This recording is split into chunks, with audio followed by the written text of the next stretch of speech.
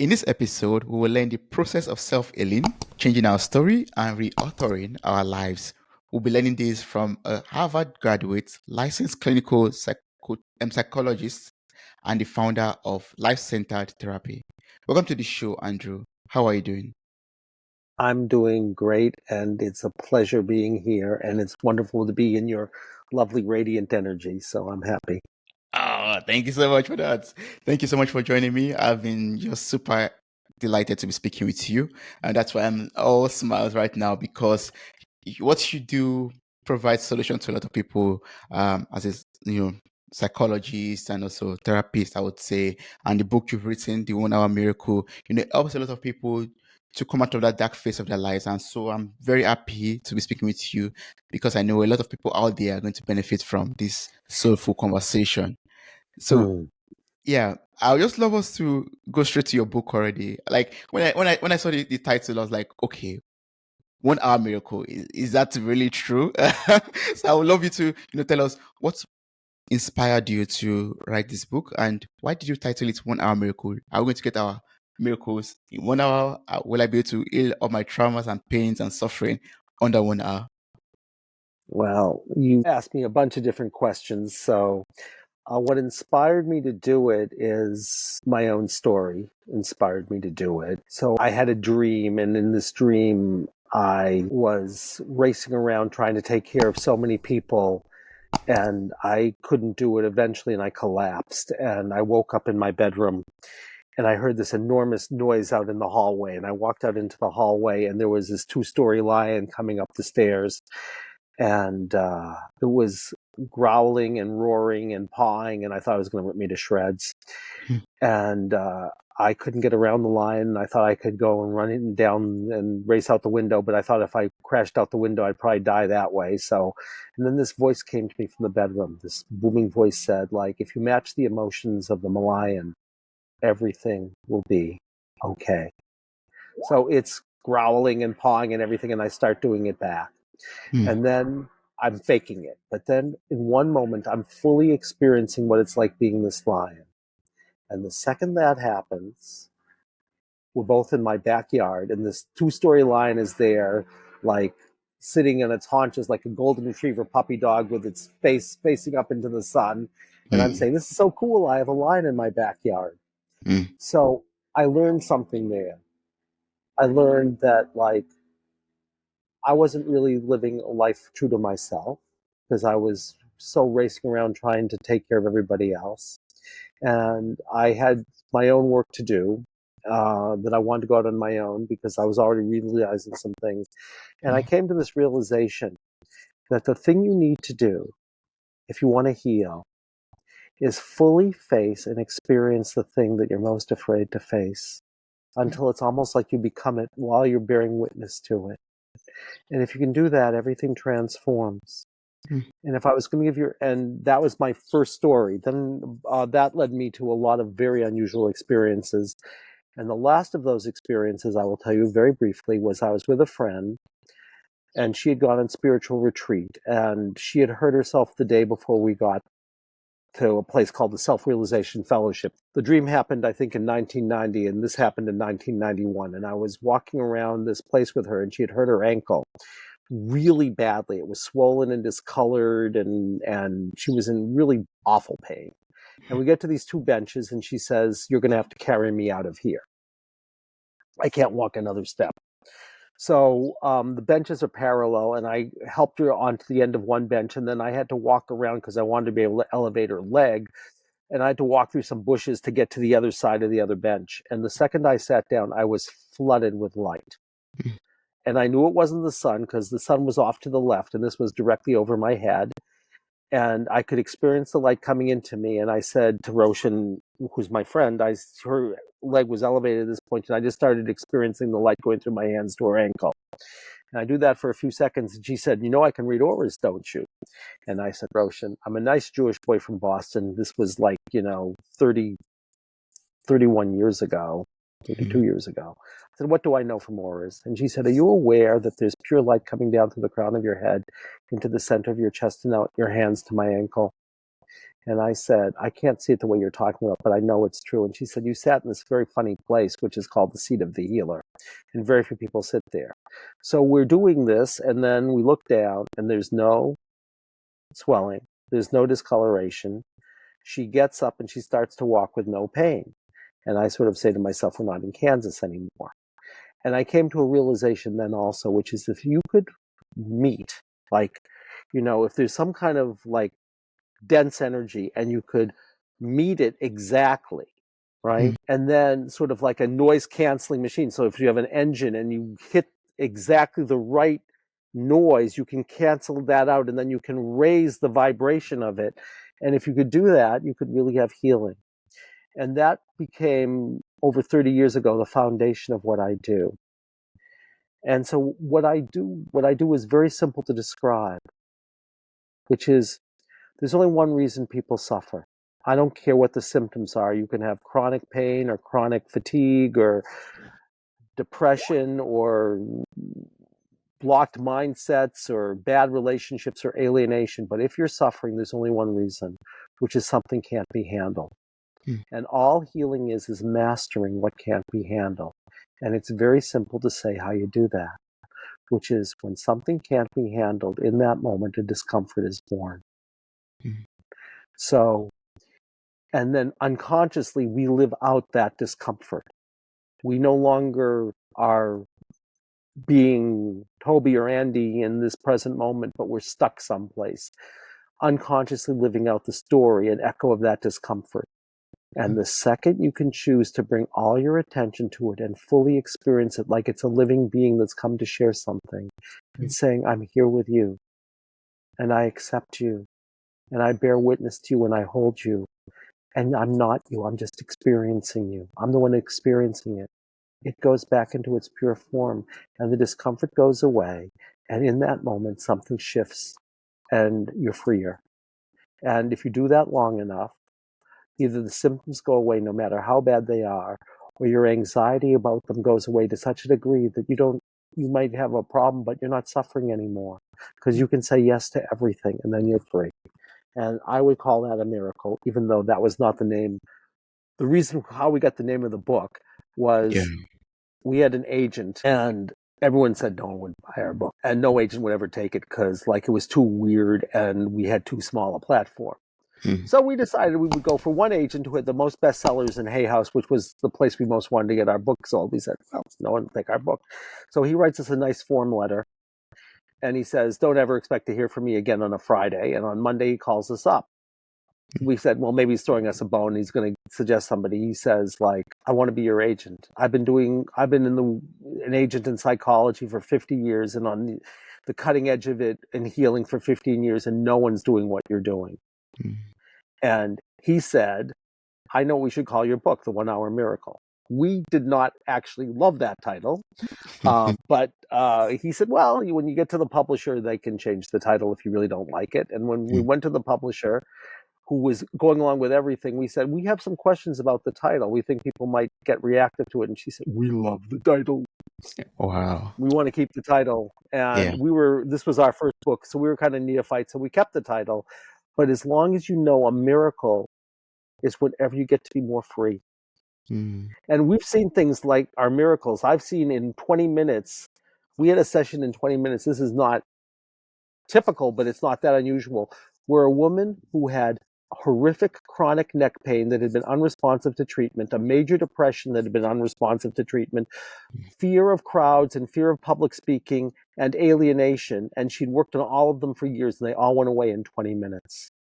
All in one 20-minute thing, it all went away. And it's an amazing story. It's a fun story. I can tell you if you like.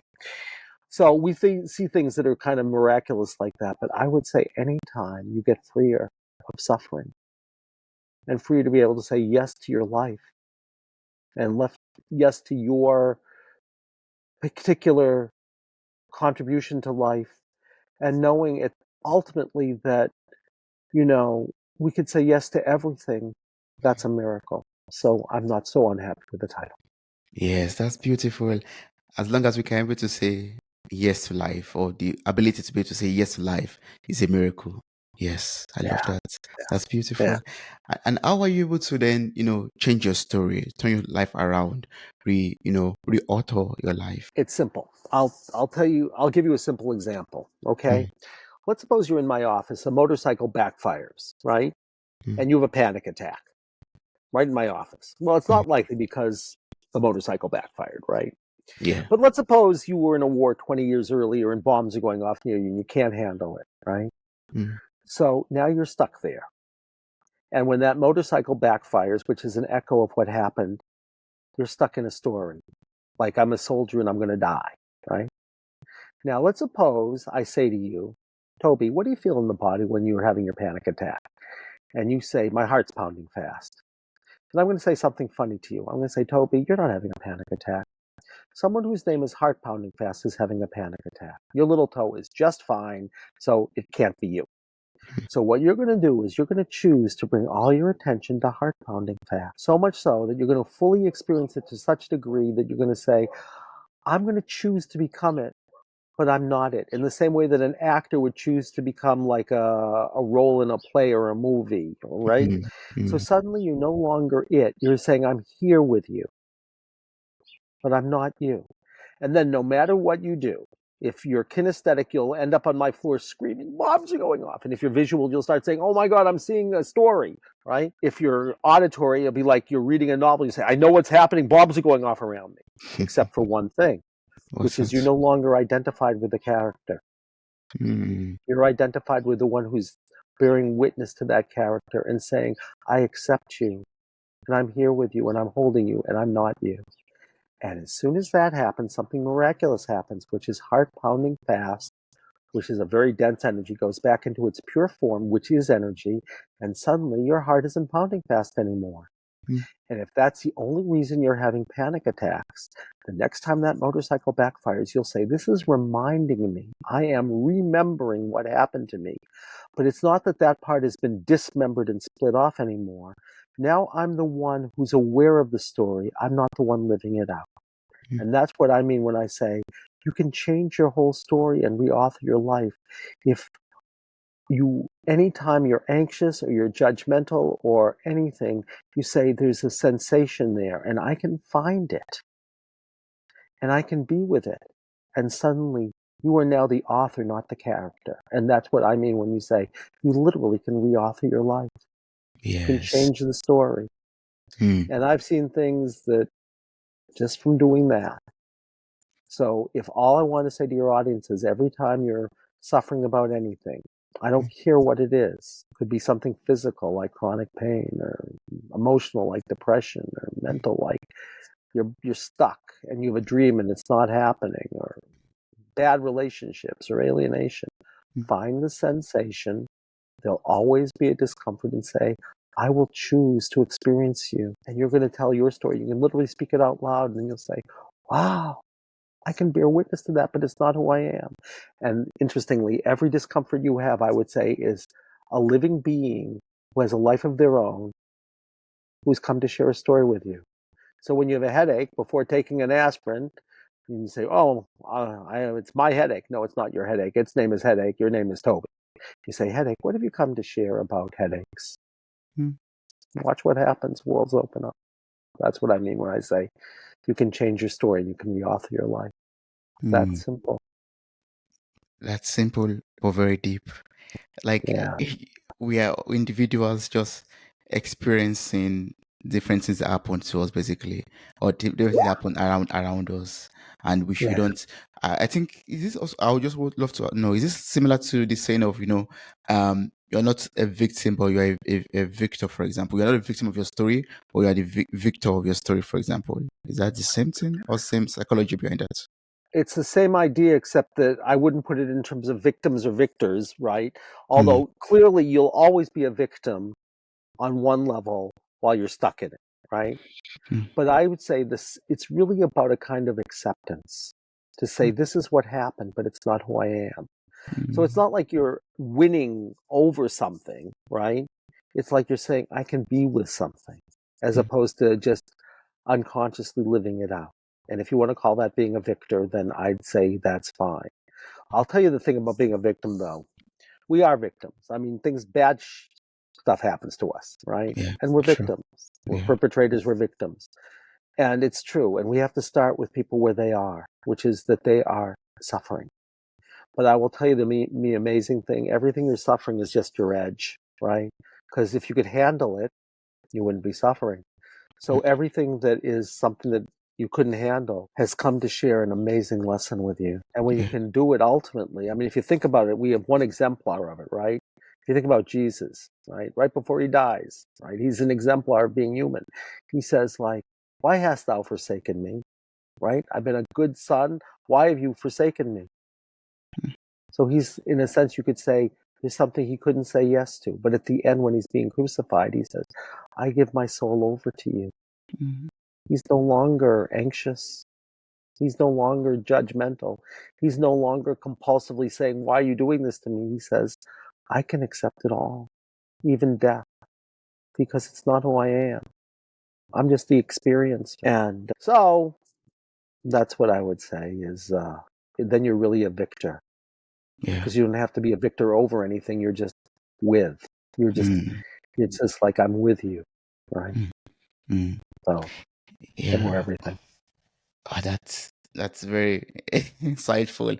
Yeah, I mean, whenever we experience anything, suffering or pain, it's just an experience coming to life that we are opportune or privileged to, witness. And once that comes, we allow it to be, and then we ask it, okay, what do you want to teach me? What lesson? What's your purpose actually? And Yes, hopefully that experience or that situation is going to move us forward in life. It's going to help us, even move a step or multiple steps, ahead of our, destiny, or move closer to our goals in life also. Yeah. exactly. Yeah. Yeah. But sometimes we, like you said rightfully, life happens, a lot of challenges. You write about this in your book also, the 1 Hour Miracle. Life is a challenge, and you talk about this also in this, the creation myths, for example, and the evolution of life. Yeah, but sometimes, we go through traumas and pains, and we just some people get trapped there because they don't have these tools that they need to heal themselves to move forward. And that's why Mm. I really want you to educate us on this. Like, what do we need to do when life happens and when we experience pains and trauma? What can we do to heal ourselves? What can we do to come out of that situation?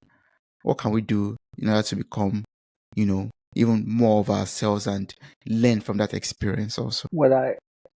All I can say again is pain is not optional, but Mm, suffering kind of is.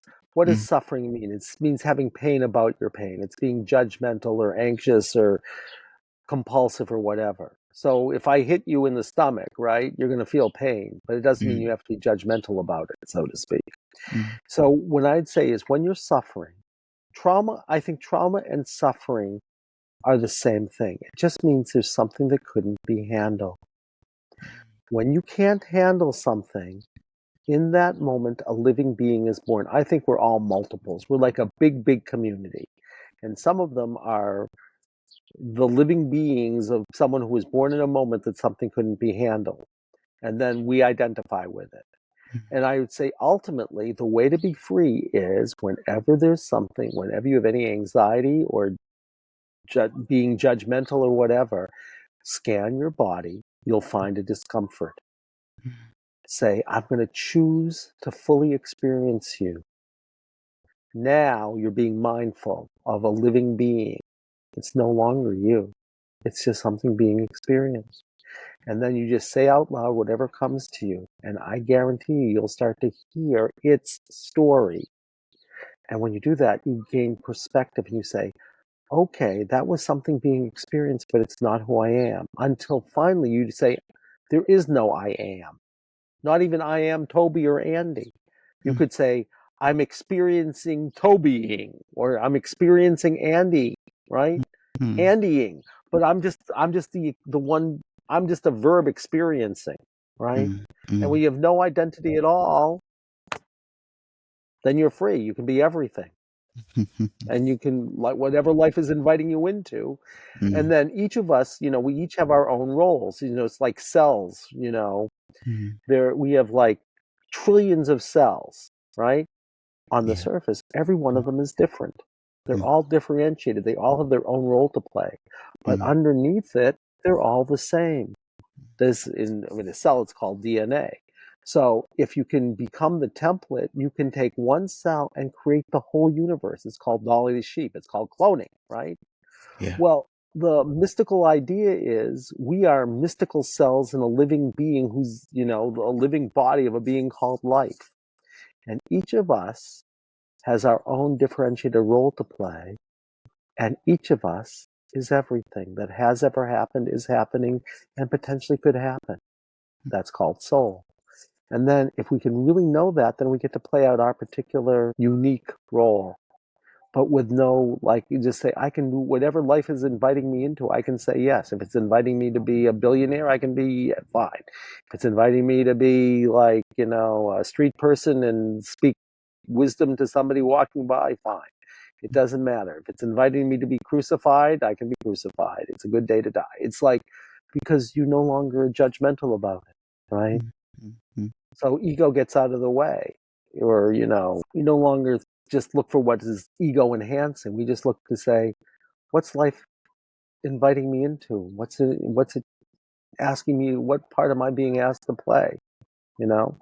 And if I'm, Christ, I'm being asked to be crucified so that, I can open people's hearts. But somebody else be asked to do something else. And we all say, well, what am I? I'm invited to, like, help people heal.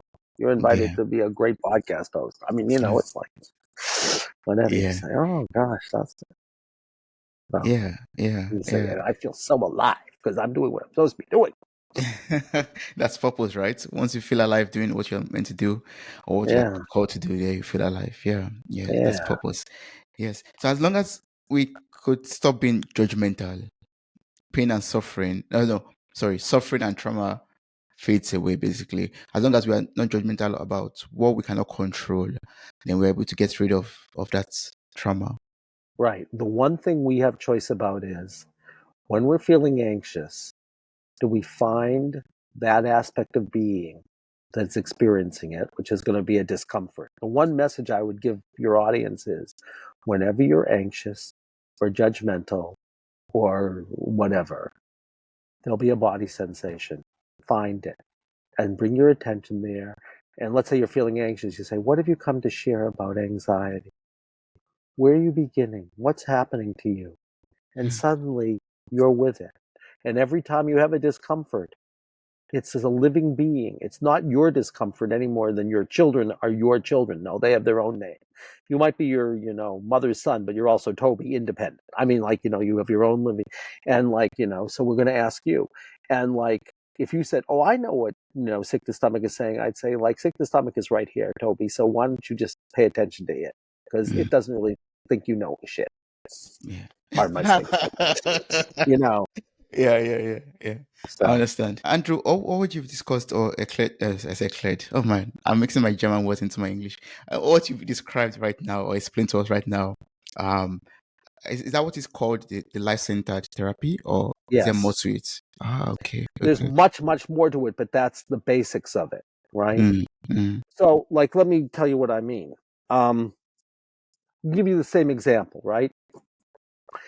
Uh, we had that man who had the bombs go off, so he's having panic attacks. Now I'm going to give you a different story, okay? Same mm, thing happens, okay? Except this time I find out the problem isn't his reaction to loud sounds. His problem is betrayal, and I sort of like can find out, and that it's not that the sounds of the problem. They're a symptom of a deeper problem, and I can find out it's betrayal. So mm, let's suppose I have him focus on I betrayed, let's suppose. And somehow that reaction to loud sound is folded into that. And I mm, say, what happens in your body? What happens in the body when you focus on I betrayed a trust? And suddenly you say, like, my throat's closing up and I have a terrible pain in my left foot. Okay, let's suppose. And I say, okay, someone's here and their name is throat closing up and pain in left foot. Bring all your attention there. mm, And suddenly you say, this is really weird. I'm in this this uniform, and I think I'm in World War I, and I'm leading a group of soldiers this time, and I'm not paying enough attention because I get distracted, right? And I walk them into an ambush, and like suddenly, like and there's been hand grenades are going off and bombs are falling out of the sky because I walked them into an open field, and they've been like they were waiting for this to happen, and I'm watching my men get wounded and everything, and mm, I'm feeling so terrible about myself as a leader that I take out my pistol and I shoot myself in the foot mm, because I want them to think that something that wasn't my fault, right? Okay, now let's suppose we can help that person make amends with those soldiers on a soul level. Now, I'm going to tell you, here's the interesting thing. They didn't just come in with reactions to loud sounds. They came in and they say, you know what? I have chronic foot pain because I dropped something on my foot, and doctors are saying I shouldn't be having the chronic foot pain anymore, but I still have it. And they say, every time I have the possibility of being a leader, I shoot myself in the foot. And they're literally telling you the story, right? You think they're talking metaphorically. No, they literally shot themselves in the foot.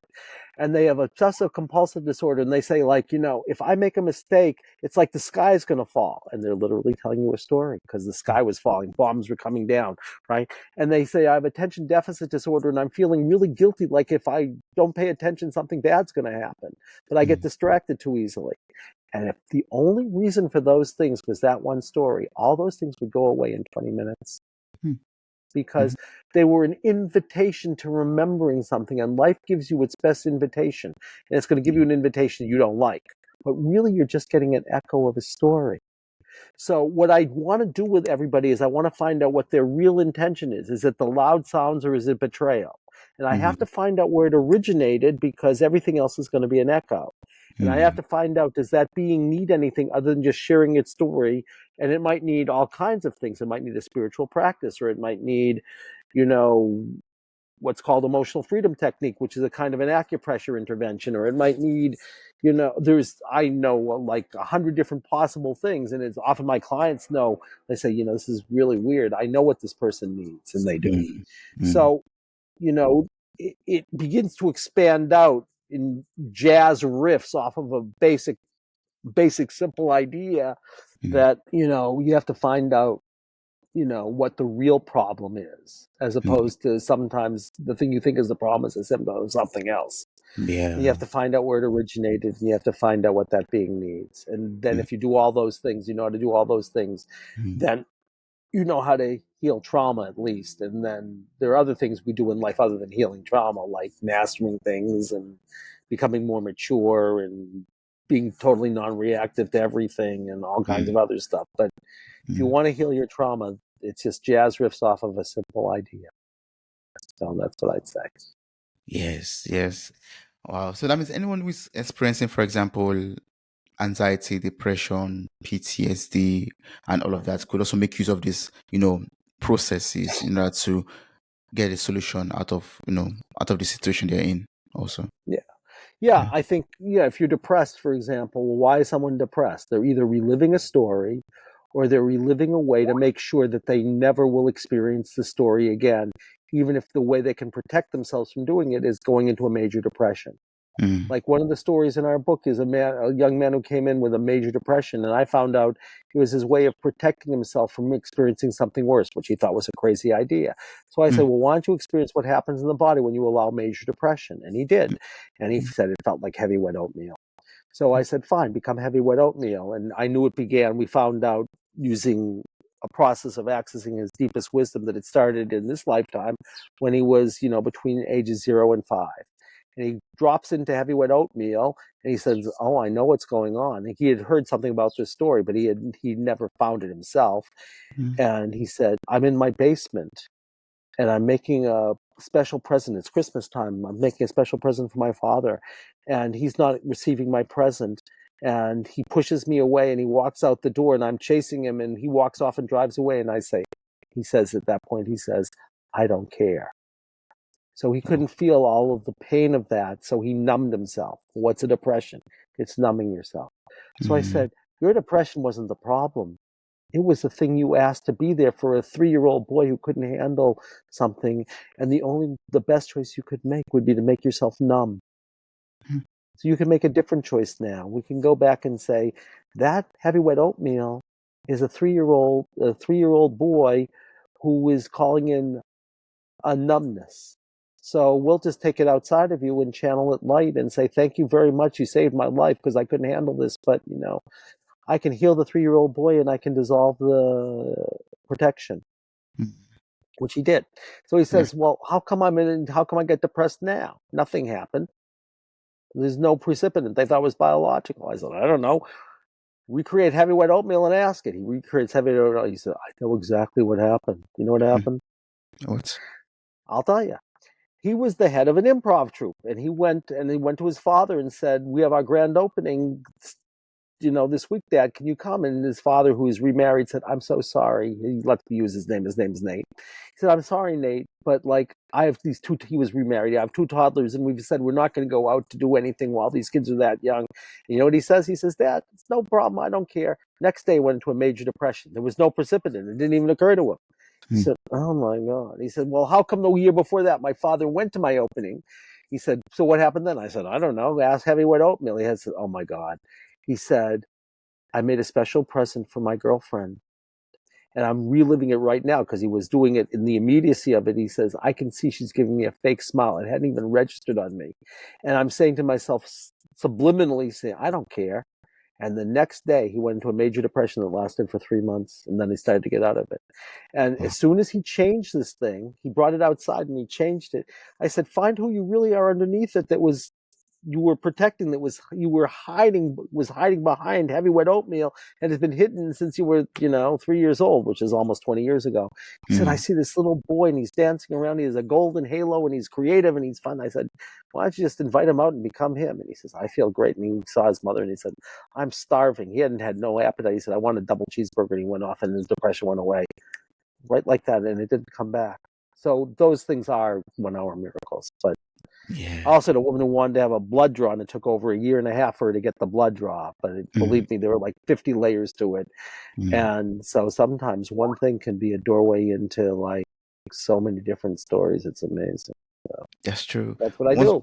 yeah, that's beautiful. That's a miracle actually, and it's a blessing to be able to do this for people. And I believe from what I have heard so far, once we can get to the root cause of something, to the true root cause of a situation, then we'll be able to find our deliverance and find our miracle. And as soon Yeah, as we can find that, the soonest we could also get our 1 hour miracle. exactly. Yeah. Exactly, Toby. Yeah, but Andrew, So from your experience so far, do you think it's ever possible to avoid experiencing suffering or traumas? I've never been, the Buddha Mm. or Jesus or Kuan Yin, so I can't say. I can Mm. say for most of us human beings, there's going to be something that no matter how much we've done, we can't handle. Or Mm. something will trigger something that was in our past that's waiting for us to heal. So I would say for most of us, not. But, certainly for me, I don't claim to be like a fully realized being. I keep working on myself for, I don't want to think how long, but for a long time. I still run Mm. into stuff where I get anxious or whatever. What Mm. I choose to do now is I choose to practice. There are certain things that they're like, it's sort of like, can you face your worst nightmares about yourself, the things you're most afraid to admit?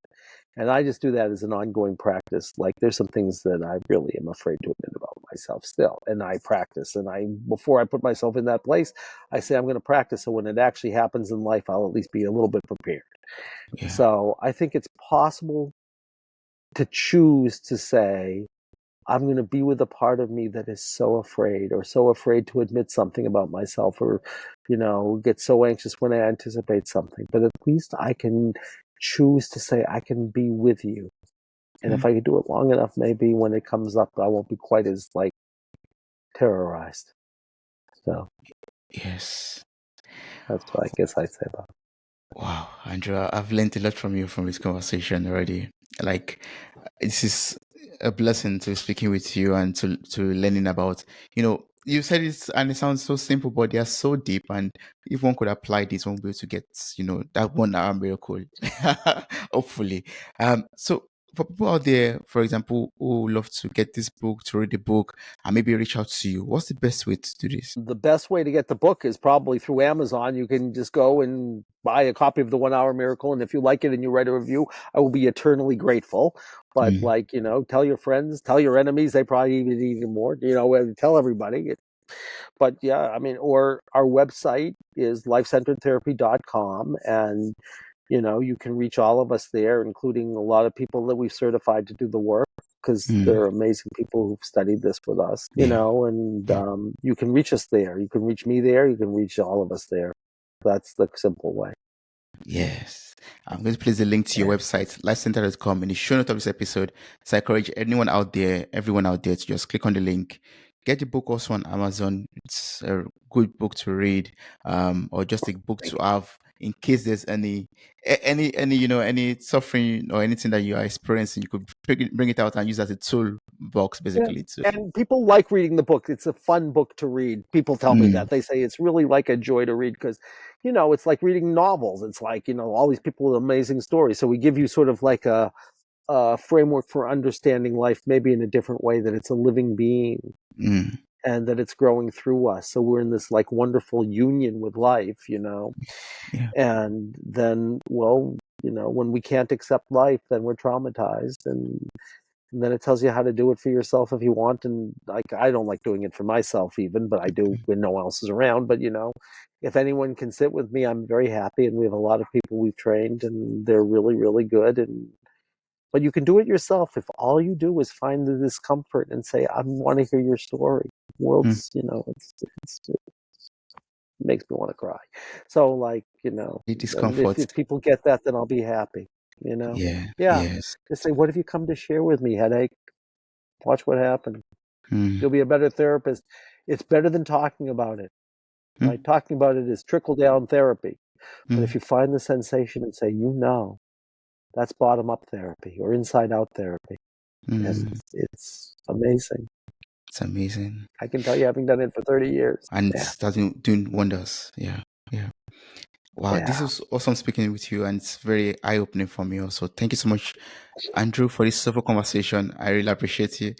And I thank you. Just thank you. Thank you. Well, thank you. I mean, it's been my pleasure too. I mean, I told you it's like you just carry this like generosity and vibrancy, aliveness. So I think your audience is lucky they have you, and like if this serves them, then I'm very joyful because that's all I'm here for. I appreciate that.